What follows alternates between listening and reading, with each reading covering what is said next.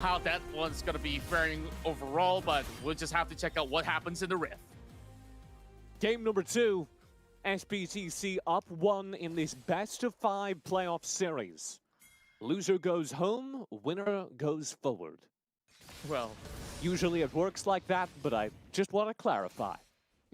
And before I even touch about, the rest of the stuff, there is a Fizz that moved right into the mid lane.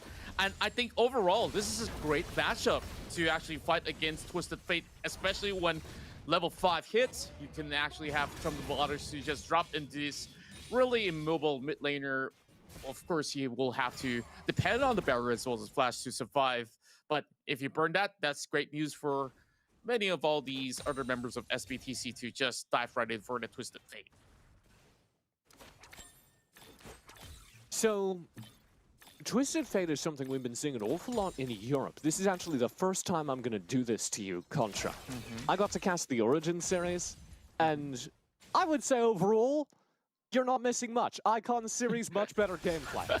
But one of the best teams in Europe, Trovo Nova, run a really cool composition around Poseidon, who's their mid laner, where he will hit level 5 on Twisted Fate and just instantly TP to top lane. So I would be really interested to see that sort of play come out here from Henrik. Yeah, I Meantime, we do have a threat down here in the bottom lane. Double Taunt will be found on the engage, and SBTC are already leveraging their early game. Dua dives in to try and find revenge, but cannot do so, and it's 2 kills over to SBTC. Oh, that was massive for SBTC, and they managed to burn both of their summoner spells on Dewa as well as Harry. So the next time coming for TF to just pay another visit is going to be a lot easier for them to pick up those kills. And going back to your point where this Twisted Fate 2 could potentially set things up nicely over on the Baron lane, I definitely see the idea coming to effect, especially when you have a Garen overall that can have this execution move with the Dash and Justice. So it's something that they can rely on, but time after time, getting picked off once again, it's 3-0 for SBTC. Akano opening up a second play down bottom there. Support Galio so good if you're willing to be that kind of aggressive.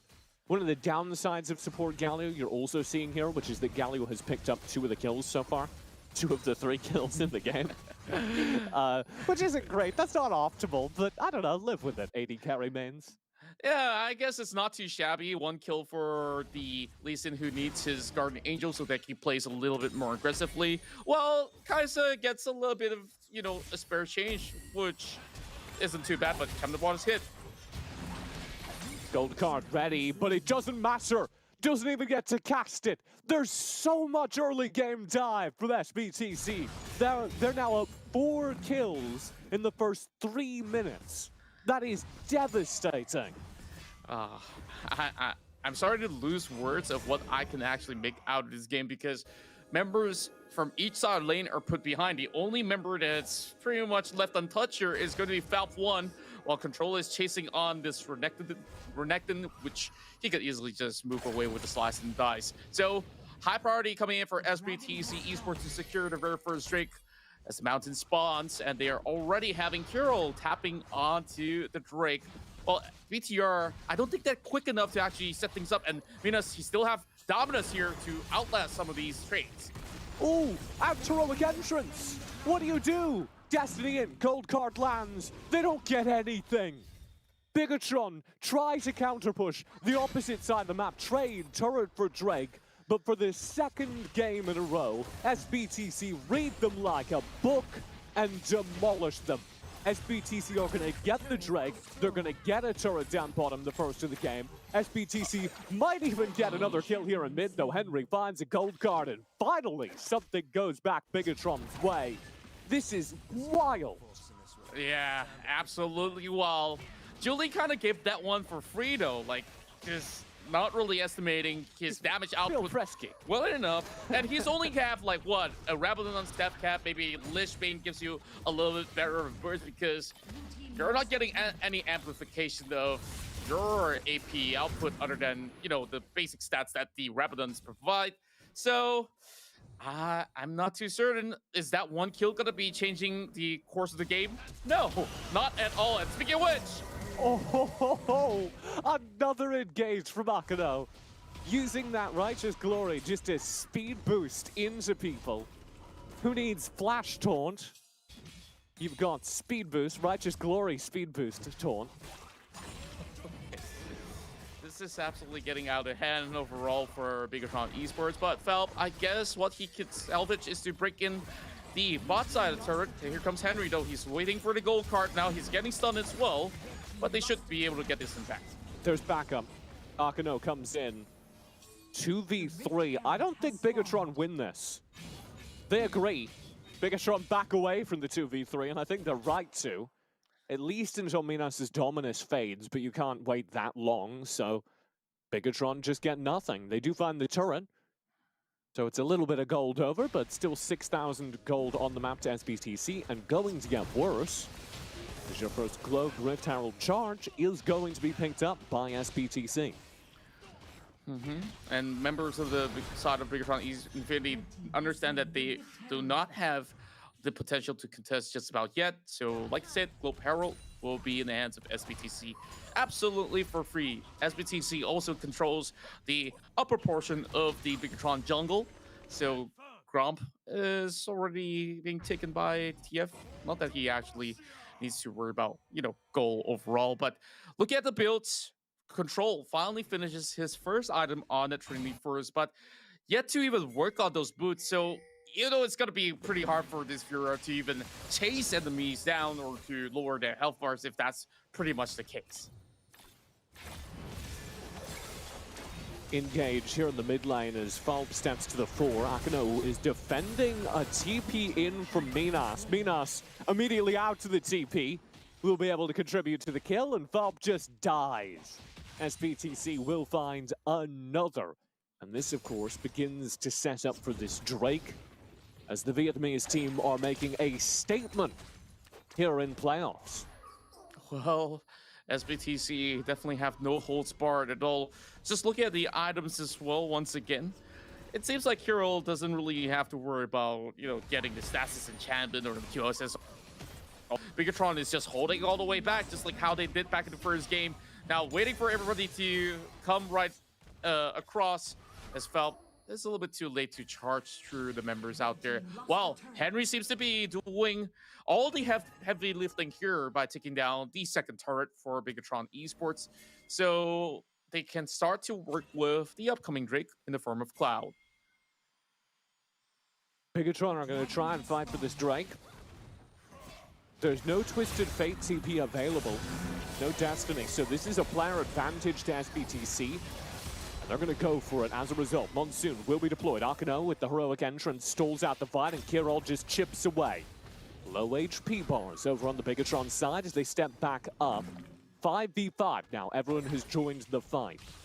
Yeah, but the waves are all crashing in as well. They have to juggle that before they get themselves anywhere near that Drake pit. So overall, I guess if the Dewa could possibly get a good pick off right here, but he just managed to lower down some HP bars off, but Drake is already in contest. Taunt. That was such a good taunt. Akano is playing such a good game. SBTC get another Drake. And there's just no way for Bigetron to contest. They're watching in the window, Contra. Their faces pressed up against the glass as yet another Drake goes over to SBTC. Here is that Rift Herald. What a good taunt again from Akano. As Control steps too far forward, it dies as a result. There's now not enough defenders. This game may be over. This mid turret's gonna get slaughtered. It's a charge kick in from TF. He'll find the kill and the turret. They get both. That's the Garen. That was the Garen getting burned down. SBTC are running away with their second game in a row in this best of 5. They're getting away with everything, and yet there was no punishment whatsoever coming from Bigetron Esports. I'm starting to think that this is just too much of a respect being given to the likes of SBTC Esports from the start of the game all the way up till now. It's already 10 minutes in. Now you see this 9,000 gold deficit that they're suffering here, and I don't see a way that they can even get to that third item before this game ends. Because SBTC, they can easily go in for the Baron right here, and probably they may not even be losing all too much when they go into the trade. They definitely have the upper hand, while halfway through the build, we're taking this Lee Sin going for Trinity Force, and we do have a little bit of a skirmish going on inside the jungle forest, like temporary moment. There we go. Oh, what a taunt! Akano does it again! He taunts everyone! They're all dead! SBTC are gonna clean up another double kill to 2 different players. It's gonna be a complete ace. I don't believe it in Oppo team ace. That's gonna be the game. SBTC, absolutely monstrous here in playoffs, are gonna break down the inhibitor turrets and march towards the Nexus. There will be respawns, but I feel the only real question is whether or not SBTC want to end now. They're going to take their time, dot their I's, cross their T's, enjoy the winning game.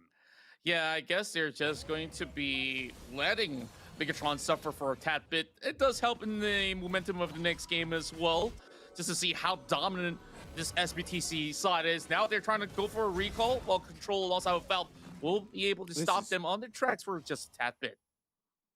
That's just tilt. Valve's not going to get that kill any day of the week. Not looking good at all. Like, just looking at his track record. Back when he was playing that Malphite, it was also with Ultra record. You don't want to end on that note. Well, they're trying to set up this Death Rush camp, but it's not going to be any members of SBTC to fall for it for the moment. I believe that the Morello is being worked on as well, coming in for the Fizz. And that will be, you know, unnecessary because Harry's probably not going to be able to soak. And here comes Akano again! Wow. Again from Akano, another taunt, and Julie goes in, backed up by the heroic entrance. 3 players are knocked up. Akano's doing so much work. Here comes Venus round the side for the flank they need to close out the take of this tier 2 in the top side. SBTC may go for this Baron. They're that kind of team, but I really don't think they need it. Not at all. Just look at the waves charge. crashing in.